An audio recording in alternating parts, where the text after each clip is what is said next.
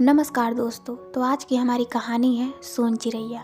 तो चलिए सुनते हैं। सुबह सूरज की पहली किरण के साथ तुम्हारा चहकना शुरू हो जाता था। तुम्हारी चू चू की उस आवाज़ से हर रोज़ मेरी नींद खुल जाती थी। कभी कभी तो मुझे तुम्हारे अंदर एक माँ, एक बहन और एक पत्नी दिख जाती थी, जैसे वो आकर कह रही हो, कब तक सोए रहोगे, उठ जाओ, सुबह हो गई है। हाँ, बस एक कमी थी कि तुम उनकी तरह ये नहीं पूछती थी कि चाय लाऊं तुम्हारे लिए। शायद पूछ भी लेती अगर मैं तुम्हारी भाषा समझ लेता, पर हाँ, तुम्हारी आवाज़ में मेरे लिए जो अपनापन और स्नेह था वो मुझे दिखता था, समझ आता था। इतने बड़े घर में सिर्फ मैं और तुम ही तो थे, दोनों बिल्कुल अकेले। शायद ये अकेलापन ही था जिसने हमारे बीच एक मूंग संवाद को जन्म दिया। आंगन की दीवार के उस छोटे से छेद में तुम्हारा वो घोंसला मुझे बहुत लुभाता था।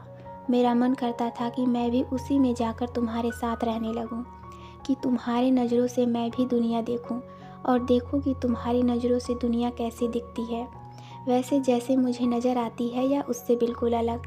तुम उस छोटी सी दुनिया में कैसे खुश रह लेती थी मेरी चिड़िया।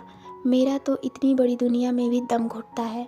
ऐसा लगता है कि घर की चार दीवारी दिन ब दिन छोटी होती जा रही है और मैं उनके बीच पिसता जा रहा हूँ। मेरी चिड़िया, तुम मुझसे पूछती थी ना कि मैं कैसे तुम्हारी हर बात जान लेता हूँ, कैसे तुम्हारे बिना कुछ कहे तुम्हारी हर परेशानी को समझ लेता हूँ। तो वो सिर्फ इसलिए क्योंकि मैंने ज़िंदगी के हर पहलू को बड़े करीब से छुआ है, महसूस किया है। उसमें छिपी हताशा, निराशा, दुख, तकलीफ, संघर्ष, हार जीत, पाना खोना, सब कुछ। मुझे पता होता है कि तुम क्या कहना चाहती हो, कि तुम कब किस तकलीफ़ से गुजर रही हो। मैं बस तुम्हें हर उस तकलीफ़ से बचाना चाहता हूँ जिसे मैंने देखा है। मैं तुम्हारे लिए बहुत खुश हूँ कि तुम्हारा अपना परिवार हो गया है, और उदास भी हूँ कि तुम मेरे आंगन को छोड़कर चली गई। मेरा अकेलापन और घर का सन्नाटा तुम्हारे न होने का एहसास बार बार दिलाता है। मैं अब भी तुम्हारे लिए चावल के कुछ दाने रख देता हूँ और बर्तन में पानी भी, इस उम्मीद में कि शायद किसी रोज़ हमारा एक दूसरे के प्रति ये अनकहा लगाव तुम्हें यहाँ फिर खींच लाए। हाँ, अब मुझे नींद से जगाने कोई नहीं आता। आंगन का वो हिस्सा अब उजड़ा पड़ा है जहाँ तुम कभी चहकती रहती थी।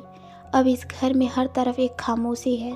जाने वाले तो चले जाते हैं, अपनी राह में, अपने जीवन में निरंतर आगे बढ़ते रहते हैं, पर जो लोग पीछे रह जाते हैं उनके लिए ज़िंदगी रुक सी जाती है।